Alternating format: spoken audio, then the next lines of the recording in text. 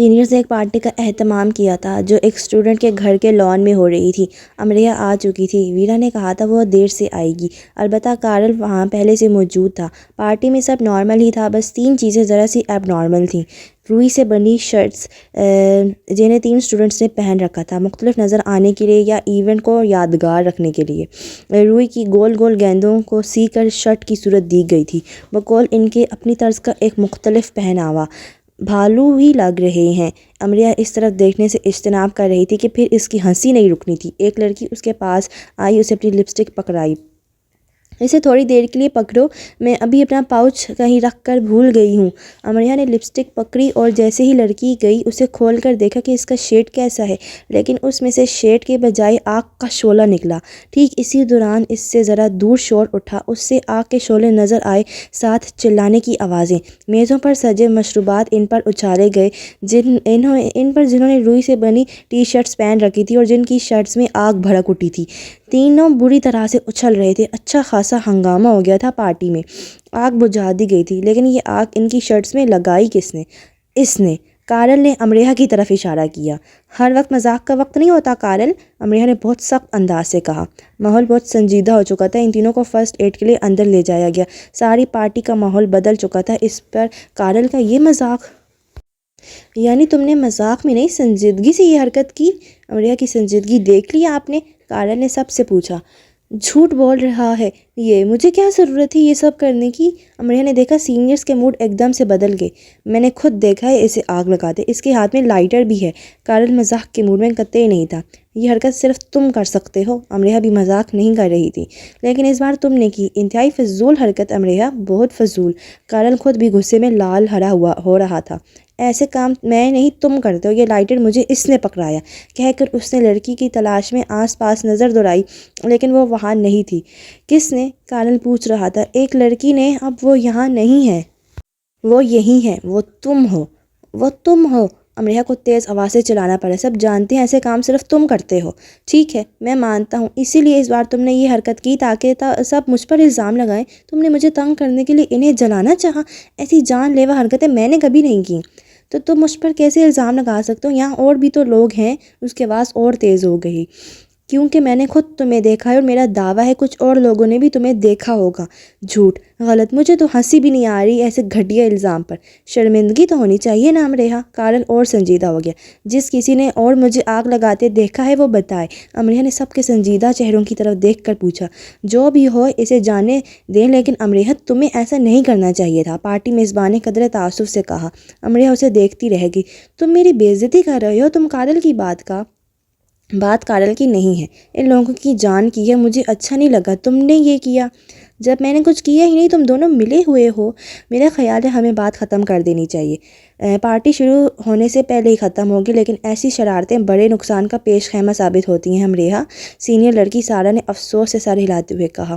ان سب کی نظروں میں ملامت اور افسوس تھا۔ اس کا دل بھر آیا۔ ان سب سے اس کی کتنی اچھی ہائی ہیلو تھی، پھر بھی وہ کارل کی بات کا یقین کر رہے تھے۔ ایک صرف لائٹر اس کے ہاتھ میں تھا، اور ان کے پاس کیا ثبوت تھا؟ امریہ کی آنکھیں ڈبڈبا گئیں۔ اسے یہ بھی خیال آیا تھا کہ وہ سب مذاق کر رہے ہوں گے، لیکن ان کی شرٹس میں آگ لگی تھی۔ ماحول گواہی دے رہا تھا کہ وہ مذاق نہیں کر رہے اور وہ اسی پر شک کر رہے ہیں۔ میں نے آگ نہیں لگائی، میں پاگل ہوں جو ایسی حرکت کروں گی؟ شرٹس کے ساتھ انہیں بھی آگ لگ سکتی تھی، اتنی عقل ہے مجھ میں۔ آپ سب کارل کی بات کا یقین کر رہے ہیں، یہ تو دشمن ہے میرا۔ ہاں، میں اسے ضرور آگ لگاتی اور پھر مان بھی لیتی اگر یہ جل کر مر جاتا تو۔ اس کی آنکھیں چھلک جانے کے قریب تھیں۔ میں نے بھی تمہیں آگ لگاتے دیکھا ہے امریہ، جیک نے اپنی پیشانی رگڑتے ہوئے کہا۔ امریہ نے جیک کو بے یقینی سے دیکھا۔ کیا تم میرے ساتھ پرینک کر رہے ہو؟ پرینک تو تم نے کر دکھایا، جیک نے تنزن کہا، اور جیک کے اس انداز پر اس کی آنکھیں چھلک ہی پڑیں، آنسو بہہ نکلے۔ ایسے ماحول میں رہنے کا کوئی جواز نہیں رہ گیا تھا اب۔ میرا خیال ہے مجھے یہاں سے چلے جانا چاہیے۔ وہ مڑ کر جانے لگی۔ اسے اب یہ امید نہیں رہی تھی کہ کوئی اسے آواز دے کر روکے گا، لیکن جیک کی آواز آئی۔ تم ایسے نہیں جا سکتی امریہ۔ کیوں؟ تم پولیس بلوانا چاہتے ہو؟ اس سے تلخی سے مڑ کر کہا۔ نہیں تو پھر اور میری بے عزتی کرنی ہوگی؟ نہیں، صرف اتنا بتانا ہے کہ تمہاری روتی صورت دیکھے بغیر ہم میں سے کوئی بھی یہاں سے جانا نہیں چاہتا تھا۔ وہ روئی کے بھالو بھی، جیک نے ہاتھ سے ایک طرف اشارہ کیا۔ تینوں بھالو نئی شرٹس میں بنے ٹھنے کھڑے دانت نکال رہے تھے۔ کارل نے آنکھ ماری۔ انہیں میری مدد چاہیے تھی اور میں انکار نہیں کر سکا۔ امریا ان سب کو دیکھ رہی تھی۔ آخر بڑھاپے میں ہمارے پاس کچھ تو اثاثہ ہونا چاہیے۔ ہمیں معاف کر دینا اور ہمیں یقین ہے تم جانے والوں کو معاف کر دو گی۔ وہ ضرور جانے والوں کو معاف کر دے گی، لیکن انہیں یہ کبھی نہیں بتا سکے گی کہ انہوں نے اس کیفیت کا شکار کر دیا ہے۔ وہی پارٹی ہے، وہی اسٹوڈنٹس، وہی ماحول، وہی پرینک، اور ان کا شکار وہی امریہ۔ لیکن وہ کہاں ہے جو اس کی روتی صورت پر ہنس نہیں سکا تھا؟ وہ جو عین اس کے سامنے آ بیٹھا تھا، جس مرد کی آنکھوں کو اتنے قریب سے اس نے پہلی بار دیکھا تھا۔ تو کیا وہ ابتدا تھی؟ وہ اس کے رونے پر فدا ہوا تھا، وہ اسے روتا نہیں دیکھ سکا تھا۔ یہ سب اسے اب کیوں معلوم ہو رہا ہے؟ اس نے پہلے کیوں نہیں سوچا کہ ابتدا کہاں سے ہوئی تھی؟ وقت ایک بہروپیہ ہے، ہمیں ڈھونڈ کر ایک نئے سوانگ میں ہمارے سامنے آ کھڑا ہوتا ہے۔ اس کا ہر سوانگ ہمیں محظوظ کرتا ہے، نا محظوظ۔ وقت ایک ظالم بہروپیہ ہے۔ آخری لمحوں میں آلیان پارٹی میں آ چکا تھا۔ ہاں، اس نے محسوس کر لیا تھا اور وہ اس میں غلط نہیں ہو سکتی تھی، اور اگر اب بھی وہ دھاڑے مار کر رونا شروع کر دے گی تو کیا وہ اس کے عین سامنے آ کر بیٹھے گا؟ اس کی صورت سے لگے گا کہ وہ اب بھی اس کے ساتھ رونے کو تیار ہے۔ آلیان نے آخری منظر دیکھ لیا تھا، اس کی ڈبڈبائی آنکھوں کا، اور دیکھ کر فوراً اپنی نظریں پھیر لی تھیں۔ اگر وہ ایسا نہ کرتا تو اس کے پاس اس کے عین سامنے جا کھڑا ہوتا، اور یہ ٹھیک نہ ہوتا، کیونکہ کل رات ہی تو اسے مارگریٹ کے الفاظ اپنے ذہن میں نقش کیے تھے۔ میں ہر رات اسے نفرت کرنے کا عہد دہرا کر سوتی ہوں، میں ہر صبح اس عہد کو توڑتے ہوئے اٹھتی ہوں۔ دنیا میں ہر بیماری کا علاج ہوگا، محبت کا نہیں۔ بے شک محبت ایک بیماری ہے۔ اس صورت میں جب یہ ختم ہونے میں نہ آئے اور ختم کر دے، اور وہ خود ختم ہونا نہیں چاہتا تھا اور اس بے لگام جذبے کو ختم کرنا چاہتا تھا۔ وہ باقاعدہ مارگریٹ کی ڈائریاں پڑھنے لگا تھا، جنہیں درد کے احساس سے پڑھنے سے ڈرتا رہا تھا پہلے۔ وہ ان لفظوں کو اپنے دل پر کندہ کر رہا تھا، جن لفظوں کو کسی نے روکے جانے کے کرب سے کشید کیا تھا۔ یہ عام الفاظ نہیں تھے، یہ وہ احساسات تھے جنہیں لیے کوئی مر چکا تھا۔ آلیان مارگریٹ کو اب یہ ڈائریاں پڑھتے رہنا تھا۔ امریہ کی ڈائری کا ایک صفحہ۔ وہ سب چلے گئے، اپنے ساتھ وقت کو لیے اور اس وقت کی ہر یاد کو بھی، دنیا کے مختلف کونوں میں بکھرنے، کبھی دوبارہ نہ ملنے۔ میوزک بارز، کلب اور کینٹین میں مل کر بیٹھ کر فٹ بال میچ دیکھنے والے اب گھروں کی خاموشی میں دیکھا کریں گے۔ میزوں پر چڑھ کر جیت کا جشن منانے والے، کندھوں پر دوستوں کو اٹھا کر ہا ہو کرنے والے اب ایسی حرکتوں کو بچکانہ سمجھیں گے۔ کاروں کی ریس لگانے والے، میوزک کانسرٹس کی ٹکٹوں کے لیے بھاگ دوڑ کرنے والے، پورا ہفتہ ویکینڈ کا انتظار کرنے والے، ہر ہفتے گھر جانے والے ماماس بوائے، اور بار بار بلانے پر بھی گھر نہ جانے والے جمپرس بوائے، سیکرٹ سوسائٹی، سبھی جیٹ لی، بروس لی، یہ سب چلے جائیں گے۔ ان کی اسٹوڈنٹ ڈائریاں گرد آلود ہو جائیں گی، اور کسی اداس شام سڑک کے کنارے چلتے، دریا کے کنارے بیٹھے، کیفے میں کسی کا انتظار کرتے، یا آتش دان کے قریب بیٹھ کر یونیورسٹی پر بنی کوئی فلم دیکھتے، یہ گزرے وقت کو سوچ کر اداس ہو جایا کریں گے۔ سینئر پارٹی میں سب نے ایک ایک منٹ کی تقریر کی تھی۔ سب سے پہلے ویرا نے ان کے لیے ایک الوداعی روسی گانا گایا۔ میں نے اپنے کانوں میں انگلیاں دے لیں اور جا کر دور کھڑی ہو گئی۔ اس کے لیے جو ناپسندیدگی میں نے دل میں چھپا رکھی تھی، اب وہ بھی باہر آنے لگی تھی، اور مجھے اس پر کوئی افسوس نہیں تھا۔ کارل نے اپنی تقریر میں کہا کہ اسے افسوس رہے گا کہ وہ ان میں سے چند ایک کو الو نہیں بنا سکا تھا، کیونکہ باقی الوہوں نے ہی اس کا سارا وقت لے لیا تھا۔ آلیان نے بہت کچھ کہا اور میں نے چاہا کہ وہ بس بولتا ہی رہے۔ اس نے کہا، میں تم سب کو تمہاری دعاؤں سمیت یاد رکھوں گا۔ بھلا میں یہ کیسے بھول سکتا ہوں کہ کیسے تم سب نے اپنی اپنی برتھ ڈے پارٹیز میں ایک ایک پاؤنڈ کے کیک سے 60-70 اسٹوڈنٹس کے پیٹ بھرے، اور پھر اترا کر اسی گرینڈ برتھ ڈے پارٹی کا نام بھی دیتے رہے۔ تم میں سے اکثر نے جب بھی مجھے ٹویٹ دی، میرے ہی ساتھ بیٹھ کر ساتھ ساتھ کھا کر دی، یعنی آدھی، اور جب بھی واپس لی پوری لی۔ اپنی خالی والیٹ مجھے دکھا دکھا کر تم سب مجھ سے خود پر ترس کھانے کے لیے کہتے رہے، اور میں نے ترس کھایا بھی، اور جب میں نے اپنا خالی والیٹ تمہارے آگے کیا تو تم نے منہ بنایا، وہ بھی دی ہک جتنا بڑا اور ہرا۔ آلیان کے بعد میں کھڑی ہوئی میز پر تقریر کے لیے، اس کے بعد اور اس کے ساتھ میرا ہی نام آنا چاہیے نا، اور میں نے کہا مجھ میں سمیٹ لینے کا ہنر ہوتا تو تم سب کو چھوٹے چھوٹے بونے بنا کر ایک ڈبے میں سمیٹ کر اپنے ساتھ رکھ لیتی، کہیں جانے نہ دیتی۔ میری اس بات پر سب نے خوب تالیاں بجائیں۔ دیکھا، میری تقریر ویرا کے روسی گانے سے زیادہ باکمال تھی۔ ویرا، اسے یہ یاد رکھنا چاہیے، امریہا بھی بڑے کام کی چیز ہے۔ پھر سائے آیا جو پورے 2 منٹ تک کھڑا رہا۔ اس کی جگہ کارل نے تقریر کی۔ میں نے ایک کتاب لکھ لی ہے جس میں تم سب کے راز عیاں کیے گئے ہیں۔ جاتے جاتے سب ہزار پاؤنڈ میرے پاس جمع کرواتے جانا اور کتاب میں سے اپنا اپنا نام اور راز کٹواتے جانا، ورنہ چند سالوں بعد اخبارات کی سرخیاں بننے، طلاقیں لینے اور دیوالیہ ہونے کے لیے تیار ہو جانا۔ شکریہ، نیک تمنائیں، سائے انبھیس کارل۔ میں نے عالیان کو اسکیچ نہیں دیا تھا۔ ایگزامز کی تیاری کے دوران میں اور لرننگ میں کئی بار اس کے پاس سے جا کر پلٹ آئی، یہ سوچ کر شاید وہ اپسیٹ ہو جاتا اور اس کا رزلٹ خراب ہو جائے، کیونکہ ہر حال میں اتنا تو جان گئی ہوں میں کہ اس کے لیے ایک وبال بن گئی ہوں۔ سینئرز اور جونیئرز کے چند گروپ میں ایگزامز کے بعد کھیلوں کے مقابلے ہوئے تھے۔ کشتی رانی کے مقابلے کے دوران عالیان اور کارل کی کشتی الٹ گئی تھی۔ اس وقت کنارے پر کھڑے میں نے خود کو ناک تک گہرے پانیوں میں ڈوبا پایا تھا۔ اس حالت میں مجھ پر بہت سے انکشافات ہوئے تھے۔ اسٹوڈنٹ یونین کے لیے رضاکار بنے میں نے بھی جانے والے اسٹوڈنٹس کی چیریٹی کے لیے دیے جانے والے سامان کو اکٹھا کیا تھا، کتابیں، کپڑے، گھریلو استعمال کی دوسری چیزیں اور نہ جانے کیا کیا، جو وہ ان سالوں میں خریدتے رہے تھے اور اپنے ساتھ واپس نہیں لے جا سکتے تھے۔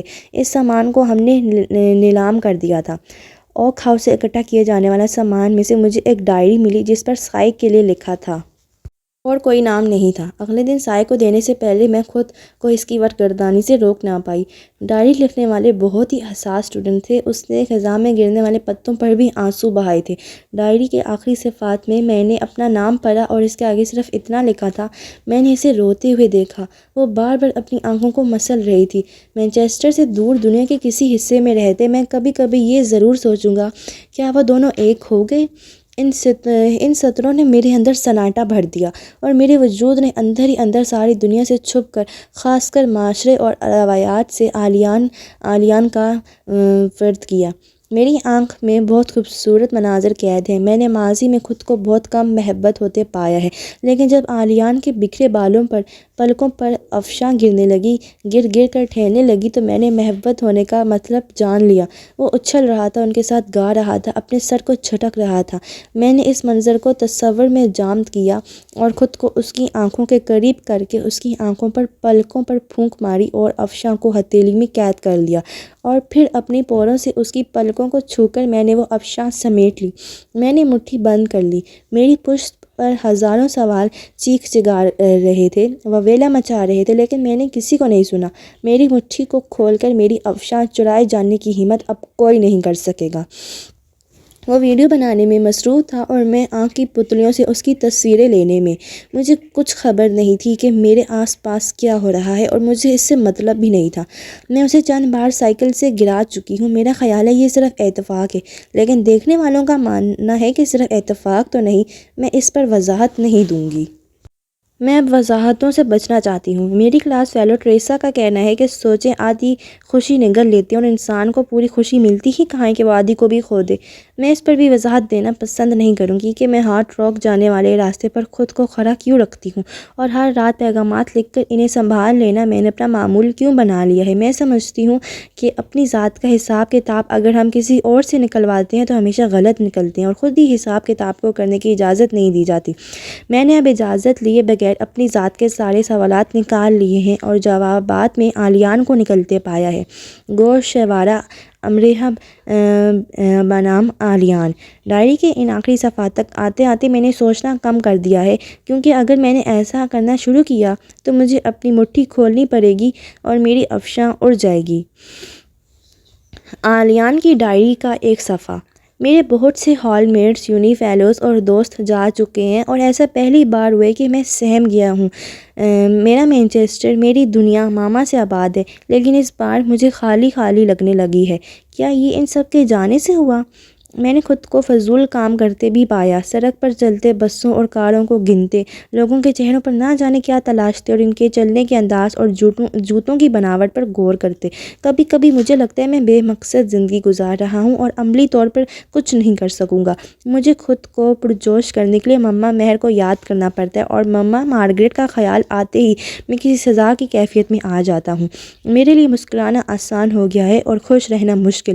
وہ ساری چھوٹی چھوٹی کہانیاں جو میں سنا کرتا تھا، مجھے ان سے نفرت سی کیوں ہونے لگی ہے؟ اور میں نے جو اتنا عرصہ خود کو ماما کے خطوط اور ڈائریوں سے دور رکھا، اب ہر وقت میں انہیں پڑھنے پر مائل کیوں رہتا ہوں؟ کیا میں ان کی اور اپنی کیفیت کا موازنہ کرنا چاہتا ہوں؟ میں ماما کی ڈائریوں سے سبق لے رہا ہوں کیونکہ مجھے وہ نہیں بننا جو ماما بن گئی تھیں۔ وہ کمزور تھیں، میں بھی کمزور ہوں، لیکن کسی کو تو ہمت دکھانی ہی پڑے گی ان جذبوں کے سامنے جو ہم اپنی ہتھیلیوں میں بھر کر گھٹنوں کے بل جھک کر کسی کے قدموں میں نچھاور کر چکے ہوتے ہیں۔ میں خود کو مجبور بھی پاتا ہوں اور پابند بھی۔ میں دو حصوں میں بٹا ہوا ہوں۔ اگر مجھے ایک پرسکون زندگی گزارنی ہے تو مجھے دونوں حصوں کو ایک کرنا ہوگا۔ تو مجھے ویرا کو ہاں کہہ دینا چاہیے روس دیکھنے کے لیے۔ اس کا روس اچھا ہی ہوگا اس کی طرح، اور مجھے زندگی کو اور زیادہ جوش سے جینا ہوگا تاکہ بے خودی مجھے ہرا نہ دے۔ ویرا کی ڈائری کی چند سطریں۔ ایگزامز کے بعد میں روس جانا چاہتی تھی۔ مجھے پاپا سے ملنا تھا، برف پر پھسلنا تھا، لیکن ساری تیاری کر کے بھی میں نہیں گئی۔ میں بھی کیوں نہیں گئی؟ میرا خیال ہے آلیان ہاں کہہ دیتا تو اب ہم دونوں روس بیٹھے ہوتے۔ اس نے کہا اب بھی وہ روس دیکھنا نہیں چاہتا۔ ٹھیک ہے، پھر میں نے بھی اپنا سامان کھول دیا۔ مجھے اپنے آس پاس کے لوگوں سے محبت کرنی بھی آتی ہے اور ان کا خیال رکھنا بھی، اس لیے میں آلیان کا بہت خیال رکھ رہی ہوں کیونکہ میرے خیال میں پوری دنیا میں اس وقت ایک اسے ہی سب سے زیادہ توجہ کی ضرورت ہے۔ سائے کی ڈائری کے جذبات۔ امریہ نے جو ڈائری مجھے دی اسے پڑھ کر میں کئی راتیں نہیں سو سکا۔ وہ ایک ایسے اسٹوڈنٹ کے احساسات سے بھری ہوئی تھی جو کئی سالوں تک یہ فیصلہ کرنے میں ناکام رہا تھا کہ اسے اپنی دوست سے محبت ہے یا صرف لگاؤ۔ لڑکی اس کے ملک میں، اس کے آبائی شہر میں، اس کے گھر کے سامنے والے گھر میں رہتی تھی۔ ایک رات اسے اوک ہاؤس میں لڑکی کی اچانک موت کی اطلاع موصول ہوئی۔ لڑکی کی دماغ کی نس پھٹ چکی تھی۔ پھر اسے فیصلہ کرنے میں آسانی ہو گئی کہ اب وہ اس کے بغیر ایسے زندہ ہے جیسے اس کے ساتھ ہی مر چکا ہے۔ کچھ فیصلے صرف دائمی جذبات کے ہاتھوں ہی طے پاتے ہیں، اس سے پہلے خبر ہوتی ہے نا احساس۔ اور میں بہت سے لوگوں کو یہ احساس دلانے کی کوشش کر رہا ہوں کہ ٹھیک وہ تحریر پڑھنے کی کوشش کریں جو کوئی آپ کی ذات میں رقم کر گیا ہے۔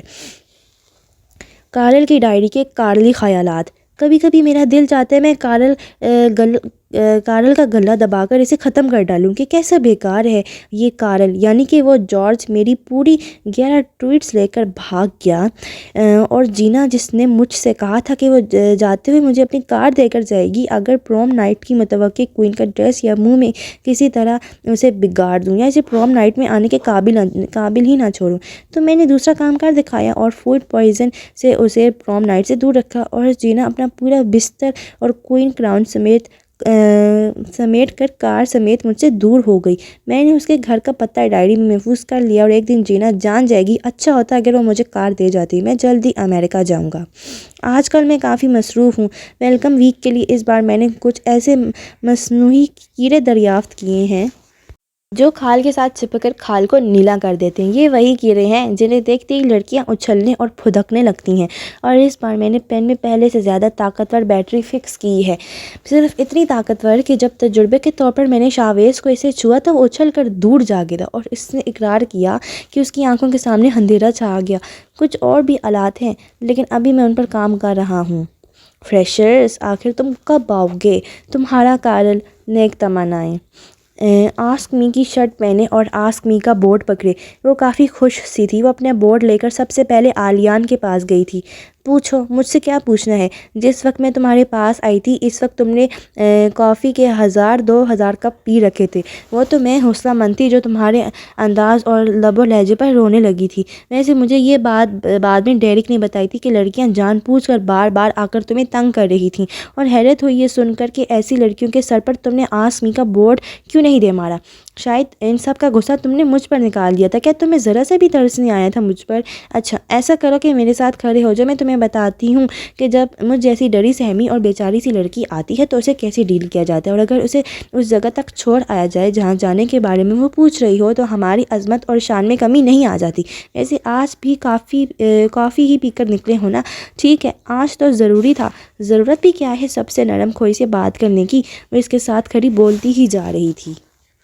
ایک اسٹوڈنٹ عالیان کے پاس سے کچھ پوچھنے لگا، ہاتھ کے اشارے کے ساتھ وہ اسٹوڈنٹ کے ساتھ جانے لگا اور دور چلا گیا۔ اسی دوران ایک ایشیائی لڑکی اس کے پاس آئی اور کافی دیر تک اس کا سر کھاتی رہی۔ یا تو اس لڑکی میں بولنے کی طاقت زیادہ تھی یا اس نے سمجھ رکھا تھا کہ دوسروں میں سننے کا حوصلہ بے مثال ہے۔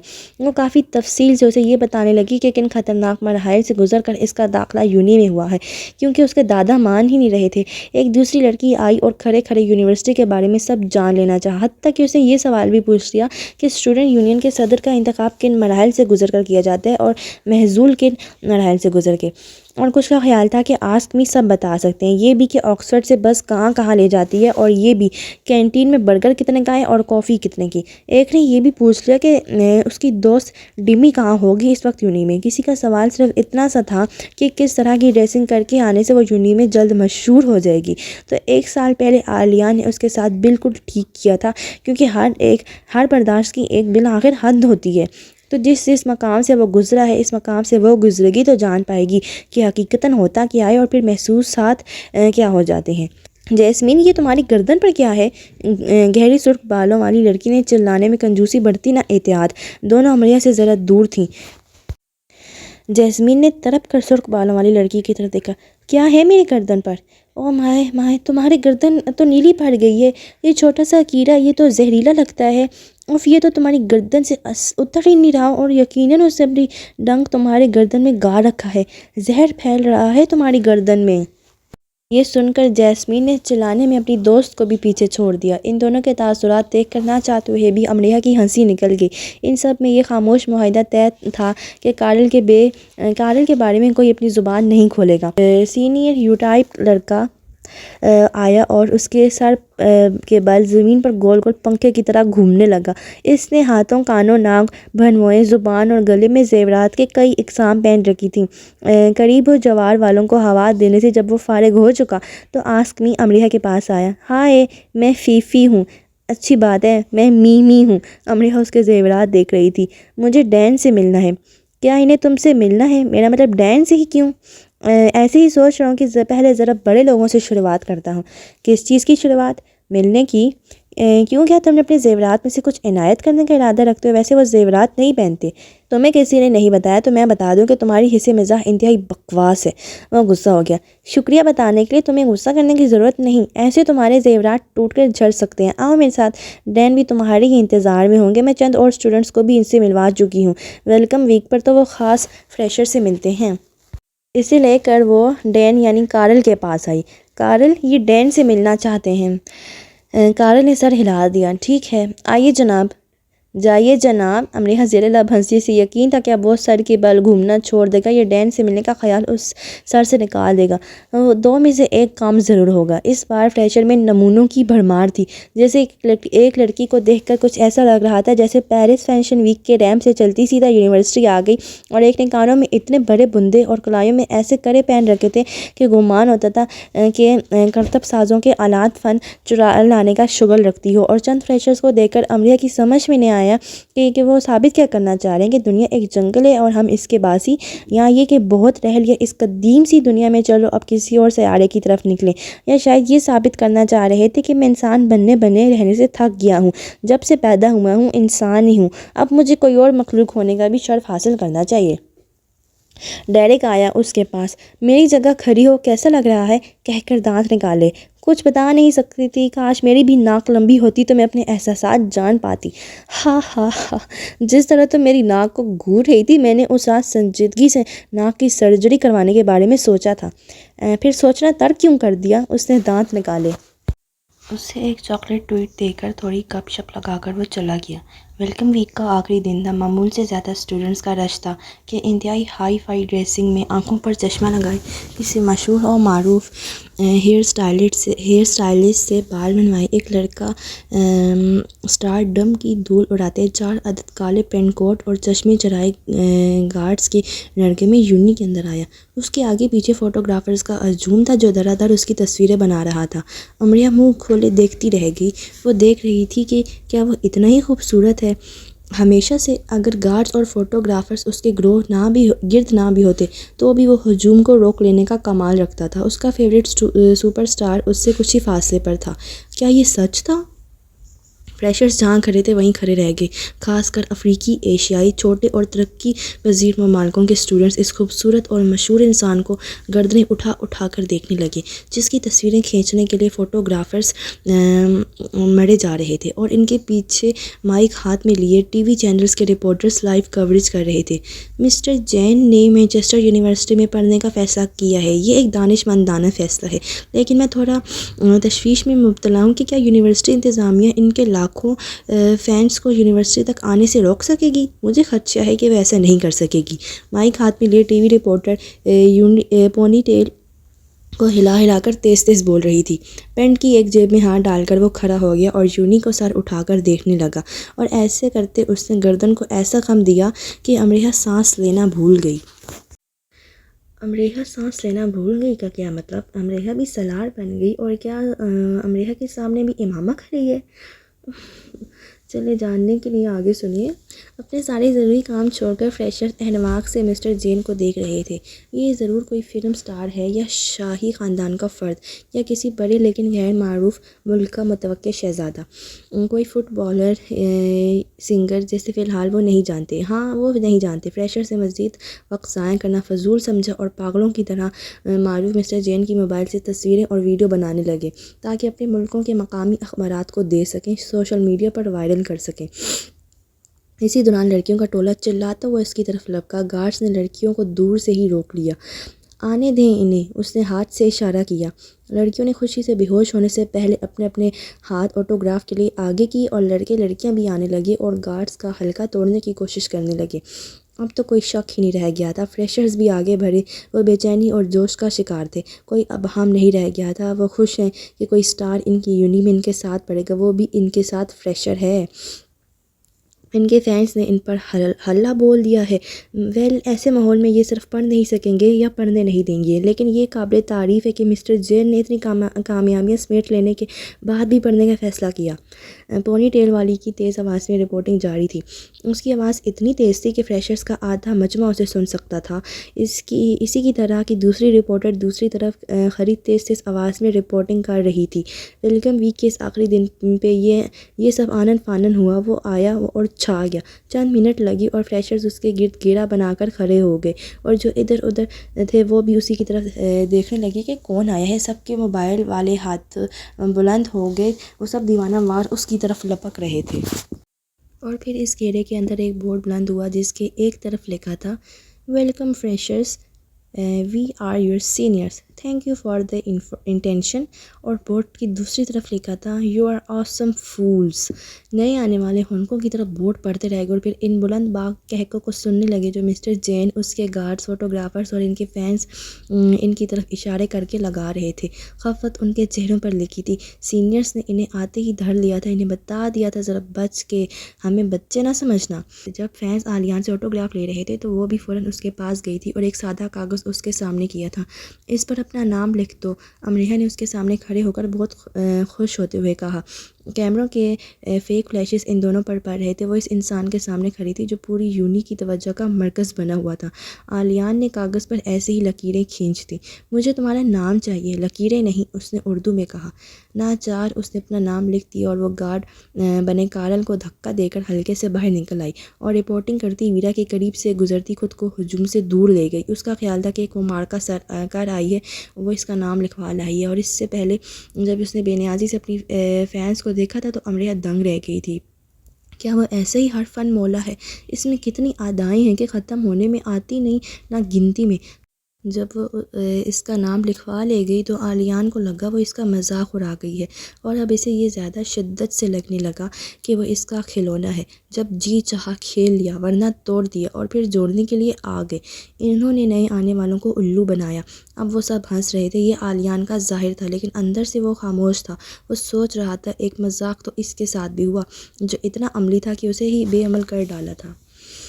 میں نے اسے انکار کر دیا۔ مجھے ایک مسلمان سے شادی کرنے میں دلچسپی نہیں تھی۔ پھر میں نے ہر رات جاب سے واپسی پر اسے اپنے راستے میں کھڑے پایا۔ ہر رات، ہر صبح وہ مجھے دیکھتا رہتا اور میں اس کے پاس سے گزر جاتی۔ وہ اتنا مستقل مزاج ہے کہ میرے انکار پر بھی میرے راستوں میں کھڑا رہتا ہے، میرے ساتھ بس میں سفر کرتا ہے، خریداری کے دوران میرے آس پاس رہتا ہے، اور پھر کتنے ہی مہینوں بعد جب میں نے اسے وہاں صرف ایک دن کھڑے نہیں پایا تو میں نے اپنی آنکھوں کی روشنی کو کم ہوتے محسوس کی۔ اس کا وہاں کھڑا رہنا کیوں ضروری تھا، اور اس کے وہاں نہ ہونے سے دنیا میں کچھ باقی کیوں نہ رہا؟ اور میں نے سر اٹھا کر آسمان کی طرف دیکھا، خدا کی تلاش میں کہ وہ مجھے بتائے کہ ایسا ہی ہے۔ میں گھر واپس آ گئی اور رات صدیوں پر محیط ہو گئی۔ پلکوں کی جنبش کے سوا میرے وجود نے حرکت نہ کی۔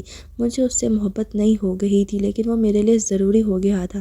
اب اگر وہ مجھے صبح اور شام دیکھنے کو نہیں ملے گا تو میری بینائی پر اثر پڑے گا۔ اب اگر اس کا سایہ میرے پیچھے پیچھے نہ رہا تو میرے وجود بے سایہ ہو جائے گا۔ اور اس رات میں نے پہلی بار سوچا اسے ہاں کہہ دینے میں مجھے تعمل کیوں ہے؟ کیا میں مغرور ہوں؟ کیا میں بہت خوبصورت ہوں، یا کوئی اور فرق غالب ہے؟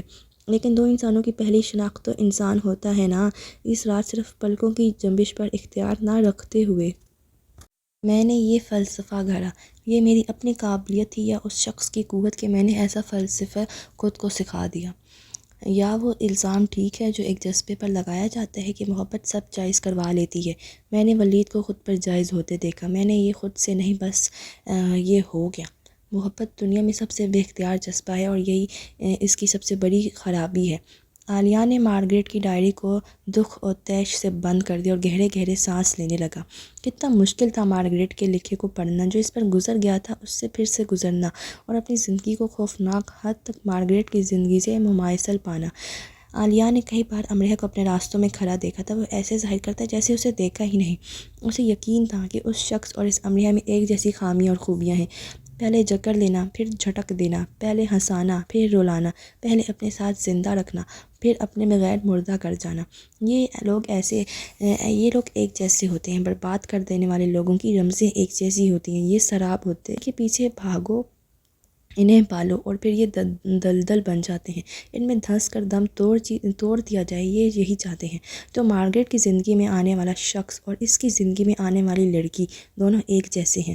اپنی منتشر ذہنی حالت میں اس نے خود کو کئی بار یہ کہتے پایا، کسی ضروری کام کی طرح اس نے اسے خود کو بھولنے نہ دیا۔ امریہ پر ترس کھا عالیان سائے نے بھانپ لیا کہ وہ بڑی تبدیلی سے گزر رہا ہے۔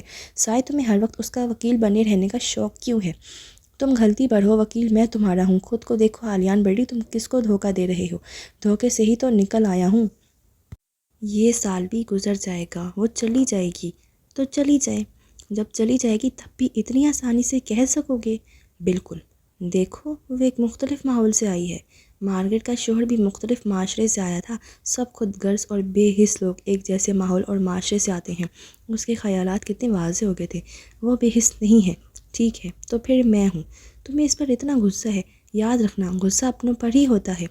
اپنا وہ ہوتا ہے سائے جو رحم دل ہوتا ہے۔ اور امریہ، ٹھیک ہے، سنو، امریہ کیا ہے؟ وہ جانتی تھی کہ میں اس کے لیے کیا جذبات رکھتا ہوں۔ بیوقوف نہیں تھی وہ مجھ سے دور کیوں نہیں ہوئی؟ اس نے مجھے روک کر یہ کیوں نہیں کہا کہ تم ایک غیر مسلم عورت کے بیٹے ہو، تمہارے باپ کی خبر نہیں، مجھے تم سے تعلق نہیں رکھنا؟ اگر ماما نے میری تربیت نہ کی ہوتی، اگر میں نے صبر کا درس نہ لیا ہوتا تو جانتے میرے ساتھ کیا ہوتا؟ میں ذہنی انتشار کا شکار ہو کر پاگل ہو جاتا۔ مجھے بیوقوف بنا کر میرے ساتھ ایسا سلوک کیا۔ میں اس پر بھڑکا نہیں، اس پر چلایا نہیں، اور اسے یہ بتایا نہیں کہ وہ کس قدر خود غرض ہے۔ میں یہ نہیں بھول سکتا کہ سب جانتے پوچھتے وہ کیسے میرے ساتھ رہی، جیسے میرا دل توڑنا اس کا مقصد تھا۔ کیا محبت اور دوستی میں فرق نظر نہیں آتا؟ نظر آتا ہے، صاف نظر آتا ہے، اور اگر دوستی ہی تھی تو اس دوستی کا لحاظ رکھ کر وہ میری کچھ تو عزت کرتی۔ ویرا کے سامنے اس نے میری ماں کی کیسے بے عزتی کی۔ احترام وہ ہوتا ہے جو تنہائی میں بھی کیا جائے، جو دل و دماغ کی سوچوں میں بھی کیا جائے۔ سائے اگر میری ماں سے محبت کرنے والا، دھتکار کر اسے اپنی زندگی سے الگ کرنے والا ایک صرف احترام اور عزت کا راستہ اپنا لیتا تو آج میری ماں زندہ ہوتی۔ امریہ کو ایک کھلونا چاہیے تھا، دوست۔ یونیورسٹی کا سب سے موسٹ وانٹڈ اسٹوڈنٹ اس کا دوست ہے، اس کے ساتھ ہے، اس کے آس پاس رہتا ہے اور اس پر فدا ہے۔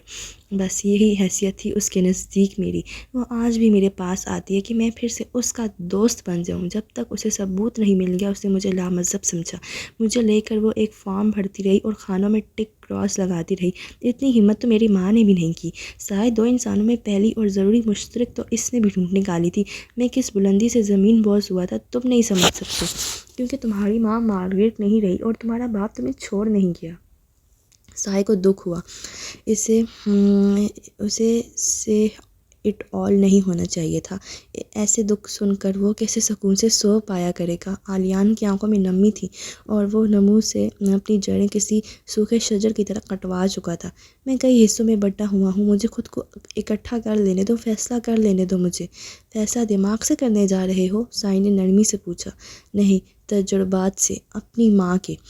تو تم اس سے محبت کرنا چھوڑ چکے ہو؟ یہ سوال کرتے سائے کا دل بھر آیا۔ میں اس بارے میں سوچنا چھوڑ چکا ہوں۔ تم اپنی ماں کی اور اپنی زندگی کا موازنہ کر رہے ہو اور غلط کر رہے ہو۔ جب ٹھیک کر رہا تھا تب بھی غلط ہی ہوا تھا۔ تمہارے لیے دعا گو ہوں۔ کاش میں تمہیں وہ ڈائری دے سکتا جو میرے لیے اوک ہاؤس میں ایک اسٹوڈنٹ چھوڑ گیا تھا۔ اس نے ایک جگہ لکھا کہ اب وہ اس چیز کی قدر جان گیا ہے جو اس کے پاس نہیں رہی۔ میرے ہاتھ بھی خالی ہیں، کچھ نہیں ہے ان میں۔ اور وہ کہتا ہے زندگی وضاحت سے میرے سامنے آ کھڑی ہوئی ہے۔ میرے لیے یہ کھوکھلی ہے۔ زندگی کی حقیقت مجھ پر کھل چکی ہے اور یہ کام امریہ نے کیا۔ میں نے اپنے جذبے کو سلائے رکھا اور اسے بتا نہیں سکا۔ اب وہ سوچ چکی ہے اور میں خود کو بتاتا پھرتا ہوں، پھر وہ یوں خود کو ظاہر کرتا ہے۔ میں اسے بتا چکا تھا، سائے بتا چکا تھا، عالیان چلا اٹھا۔ اور میں نے یہ جان لیا محبت کے واقع ہونے سے زیادہ اس کے قیام پر قائم رہنا ضروری ہے۔ اور پھر وہ فیصلہ کر لیتا ہے آخر کار۔ سائے، عالیان نے سائے کو اس کی شرٹ کے کالر سے پکڑا۔ کیا تم سسکتی بلکتی تڑپتی مارگریٹ کو بھی یہ مشورہ دیتے؟ بولو، کیا تم اسے بھی یہی فلسفے سناتے؟ مارگریٹ کی ڈائریاں بھی لے جاؤ اور پھر مشورے دینا۔ میں دیکھوں گا سائے تم کتنے انسان دوست ثابت ہو سکتے ہو، میں دیکھوں گا۔ اور سائے اس بات پر چپ ہو گیا۔ اس کے وجود میں سنسناہٹ ہونے لگی تھی۔